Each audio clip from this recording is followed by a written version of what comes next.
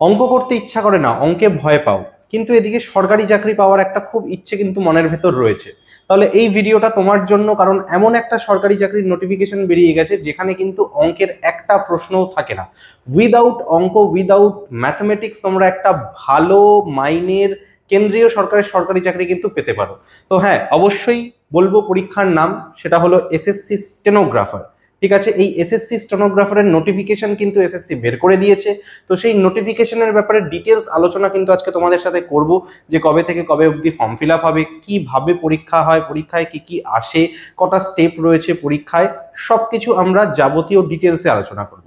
তো চলো দেখা যাক। প্রথম কথা হচ্ছে, যদি আমি দেখি যে কবে থেকে কবে পর্যন্ত অনলাইন অ্যাপ্লিকেশন নেওয়া হবে, তাহলে সেটা 6/6/2025 অর্থাৎ 6 জুন 2025 থেকে শুরু করে 26/6 অর্থাৎ 26 জুন 2025 পর্যন্ত কিন্তু অনলাইন অ্যাপ্লিকেশন এটার চলবে। এবং এখানে আরো একটা জিনিস বলে রাখি তোমাদেরকে, যে scheduled date of computer based examination অর্থাৎ পরীক্ষা কিন্তু 6 আগস্ট থেকে 11ই আগস্ট পর্যন্ত হবে, এটা একটা টেন্টেটিভ ডেট কিন্তু দিয়ে রেখেছে। তাহলে পরিষ্কার হয়ে গেল, কি বললাম, 6 তারিখ থেকে 26 তারিখ পর্যন্ত জুন মাসের হচ্ছে তোমাদের ফর্ম ফিল আপ অ্যাপ্লিকেশন অনলাইনে সাবমিট করতে পারবে, এবং 6 আগস্ট থেকে 11ই আগস্টের মধ্যে কিন্তু পরীক্ষা হবে, অর্থাৎ খুব তাড়াতাড়ি কিন্তু রিক্রুটমেন্ট কমপ্লিট হবে, সেটা তোমরা বুঝতে পারছো। কারণ ফর্ম ফিল আপ শেষ হওয়ার 1 মাস কি 1.5 মাসের মধ্যেই পরীক্ষা তোমাদের হয়ে যাচ্ছে। এবার বিষয় হচ্ছে কটা ভ্যাকেন্সি রয়েছে। দেখো, ভ্যাকেন্সি রয়েছে তো টোটাল 261টা। কি বললাম, ভ্যাকেন্সি রয়েছে টোটাল 261টা। দেখো, 261টা ভ্যাকেন্সি। এবার এখানে আমি একটা জিনিস বলে রাখি, যে এই রিক্রুটমেন্টটা বা এই পোস্টটা স্টেনোগ্রাফার যারা হয় তাদের দুটো ভাগ থাকে। ঠিক আছে, কি বলছে, একটা হচ্ছে স্টেনোগ্রাফার গ্রেড সি আর একটা হচ্ছে স্টেনোগ্রাফার গ্রেড ডি। বোঝাতে পারলাম? তো স্বাভাবিকভাবেই বুঝতে পারছো যে দুটো আলাদা আলাদা যেহেতু গ্রেড রয়েছে, ঠিক সেই কারণে কিন্তু মাইনাও একটু ডিফারেন্ট হবে। এখানে যেটা গ্রুপ বি রয়েছে, এইটা কিন্তু একটু স্যালারি বেশি হয় গ্রুপ সি এর তুলনায়। ঠিক আছে, এটা আশা করি বুঝতে পারলে যে গ্রুপ সি এর তুলনায় কিন্তু গ্রুপ বি তে স্যালারি একটু বেশি অবশ্যই হবে। তো এই দুটো পার্টে রিক্রুটমেন্ট কিন্তু হয়, দুটো পোস্টের জন্য রিক্রুটমেন্ট কিন্তু হয় স্টেনোগ্রাফিতে। ঠিক আছে, এবং আবারও আমি বলে দিচ্ছি, দুটো মিলিয়ে টোটাল 261টা ভ্যাকেন্সি কিন্তু অল ওভার ইন্ডিয়াতে রয়েছে, এবং সবাই যারা এলিজিবল তারা কিন্তু অ্যাপ্লাই করতে পারবে। এবার এলিজিবিলিটি কি রয়েছে আমি ইন ডিটেল তোমাদেরকে বলে দিচ্ছি। দেখো, যেগুলো যেগুলো প্রয়োজন সেইগুলো নিয়েই কিন্তু আমরা আলোচনা করব। দেখো, যেটা গ্রেড সি স্টেনোগ্রাফি রয়েছে সেটা কারা দিতে পারবে, 18 থেকে 30 বছর বয়স যাদের রয়েছে জেনারেল ক্যান্ডিডেট তারা দিতে পারবে। আর যেটা গ্রেড ডি রয়েছে সেটা কারা দিতে পারবে, 18 থেকে 27 বছর পর্যন্ত বয়সীরা।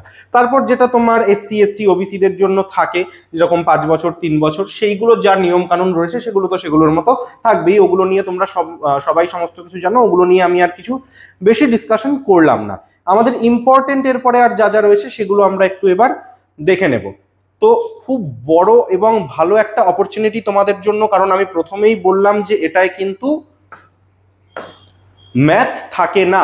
এবার যদি দেখতে পাচ্ছ তোমরা 12 স্ট্যান্ডার্ড অর্থাৎ যারা এইচএস পাস করেছো তারা কিন্তু এটা দিতে পারবে। তাহলে কি কি বোঝা গেল, কোয়ালিফিকেশন যদি বলো তাহলে 12 পাস, এজ যদি বলো তাহলে একটার এজ হচ্ছে 18 থেকে 27 আর একটার এজ হচ্ছে 18 থেকে 30, যদি তোমরা জেনারেল ক্যান্ডিডেট হয়ে থাকো। বোঝা গেল?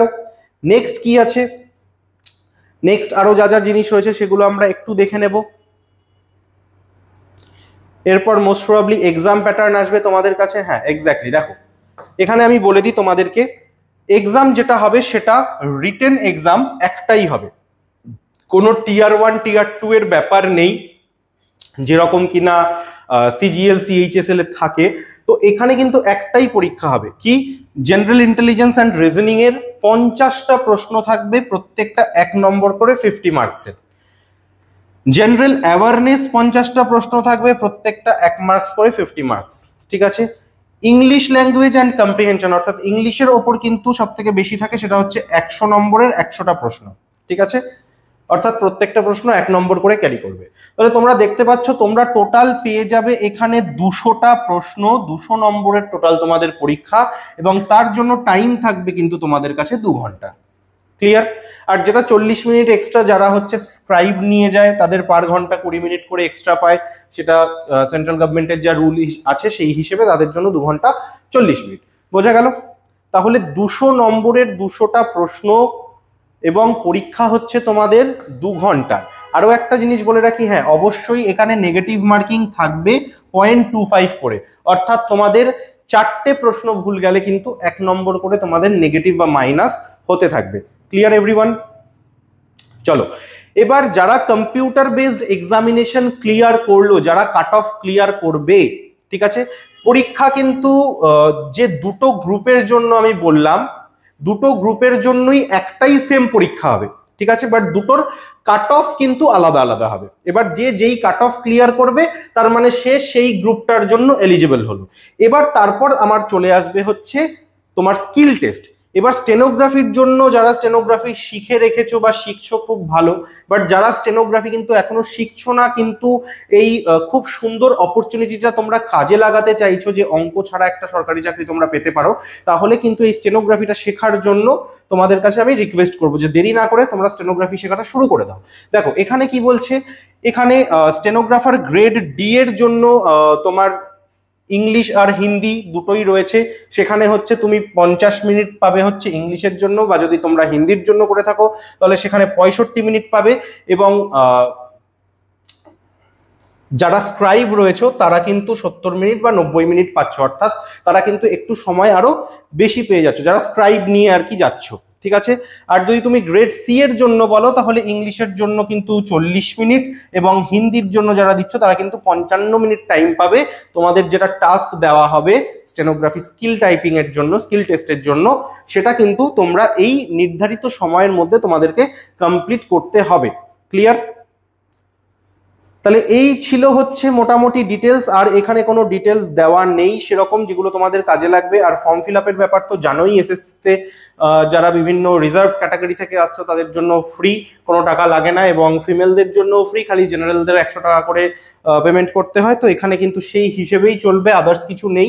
তো যা যা আমার জানার দরকার ছিল যে কবে থেকে শুরু হচ্ছে, কবে পর্যন্ত চলছে, পরীক্ষা কবে হবে, পরীক্ষায় প্যাটার্ন কি হবে, স্কিল টেস্ট কিভাবে হবে, সেগুলো সমস্ত কিছু কিন্তু আমি জানিয়ে দিলাম।